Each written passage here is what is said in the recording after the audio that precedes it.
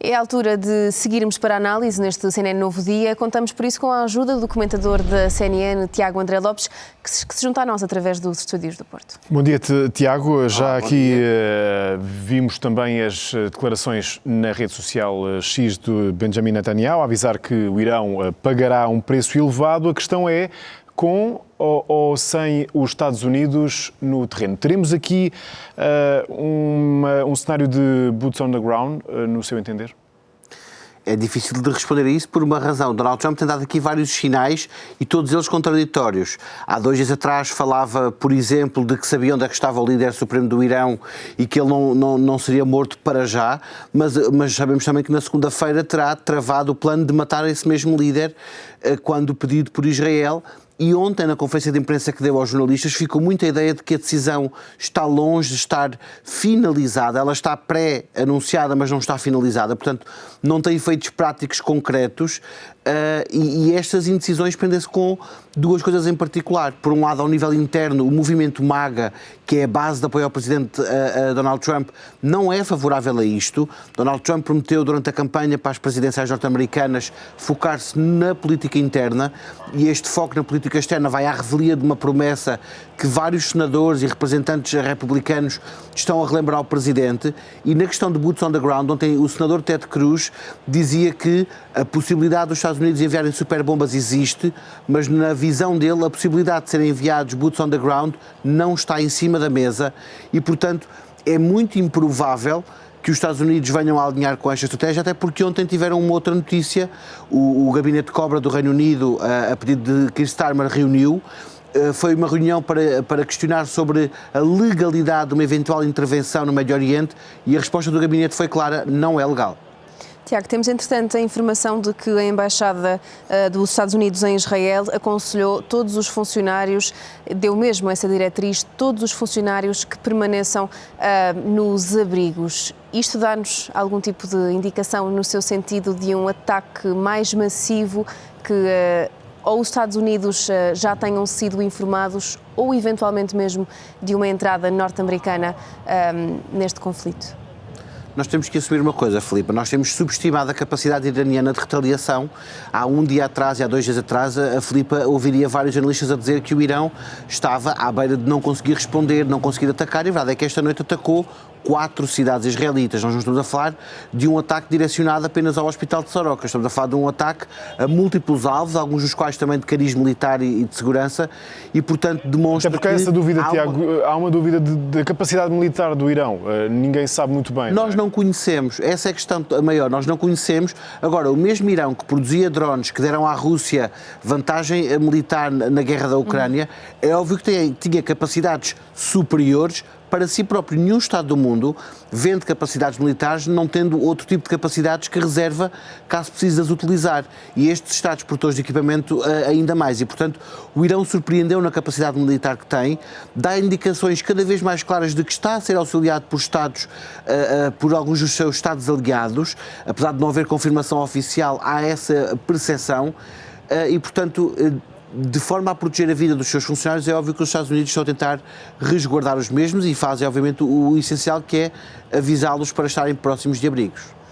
Falou da questão dos aliados. Isto leva-nos também aqui para um aliado importante do Irão, Vladimir Putin, que também já aqui entrou um pouco também neste caso, neste conflito do Médio Oriente, dizer que é possível que haja um acordo entre Israel e Irão, que podem negociar.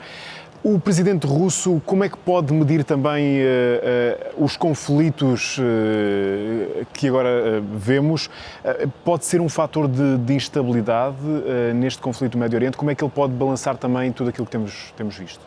O presidente russo tem capacidade de falar com os 2 lados, é aliado do ponto de vista diplomático com o Irão, tem boas relações económicas com Israel e tem boas relações pessoais com Netanyahu e, portanto, ele tem capacidade, de facto, de falar com as 2 partes e já ofereceu uma parte da solução.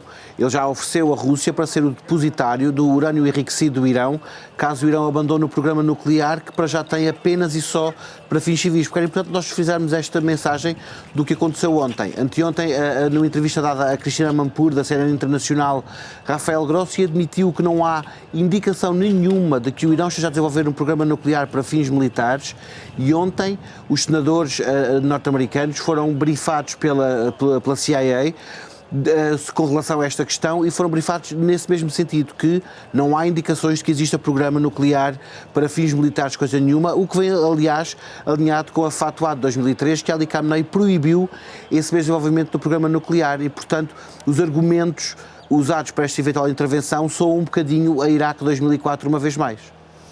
Tiago, vamos ainda olhar para algumas das mais recentes declarações do Presidente dos Estados Unidos e por algumas confirmações que ao longo da última noite foram chegando.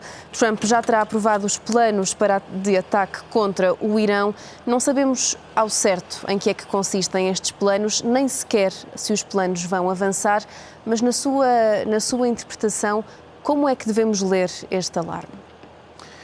Em bom rigor, é um estado de preparação, ou seja, é óbvio que o Presidente dos Estados Unidos, como de resto vários outros chefes de Estado, estarão a preparar vários cenários. Portanto, Trump não quer ser apanhado numa situação em que tenha que decidir, numa situação tão urgente como esta, em cima da hora. Mas Trump tem noção do peso do que é dizer isto, neste contexto atual. Em bom rigor, Trump diz tudo e o seu contrário. Nós temos visto isso nas últimas 48 horas. Portanto, o peso disto é muito reduzido. Enquanto não houver confirmação, isto serve de pouco.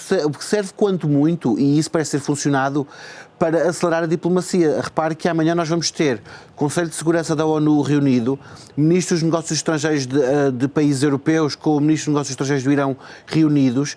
Há neste momento indicações muito curiosas de que alguma coisa se passa no Omã, porque o Omã recebeu 3 aviões presidenciais do Irão, não sabemos quem ia nos aviões, e também não sabemos onde é que andam algumas figuras dos Estados Unidos neste momento, como por exemplo J.D. Vance, e portanto nós não sabemos, não estão neste momento já a acontecer negociações no Omã, por exemplo, e este acesso esta notícia que nós já vamos há pouco, do não acesso à base do Qatar, parece confirmar isso também, porque o Qatar é o corredor para o Omã, e portanto há diplomacia a acontecer, há muita coisa a acontecer neste momento, e nesse sentido eu acho que a hipótese de diplomacia funcionar dependerá sempre de Tel Aviv deixar ou não isso acontecer. Donald Trump também disse que poderá ser tarde para um acordo. Pergunto-lhe se ainda é possível ou não e que tipo de acordo é que podemos ter também aqui entre Israel e o Irão perante aquilo que temos visto. Os acordos são sempre possíveis, mas têm que ser equilibrados, justos e racionais. Por um lado, ninguém pode legalmente proibir o Irão a ter energia nuclear para fins civis. O Irão, obviamente, para isso não precisa ter urânio enriquecido acima dos 20% e, portanto, teria que limitar a capacidade de enriquecimento. Mas 2 esclarecimentos importantes com relação a isto.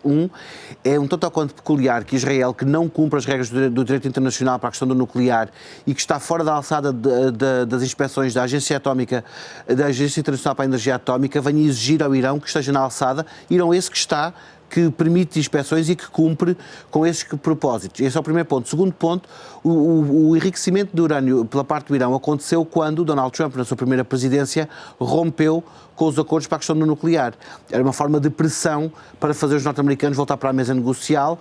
Óbvio que isso não desculpa nada e óbvio que, se o Irão quiser dar um sinal de boa vontade, deveria prescindir do urânio enriquecido acima de 20% que tem, entregando, seja quem for, Estados Unidos, Rússia, China, dividindo entre os 3 eventualmente.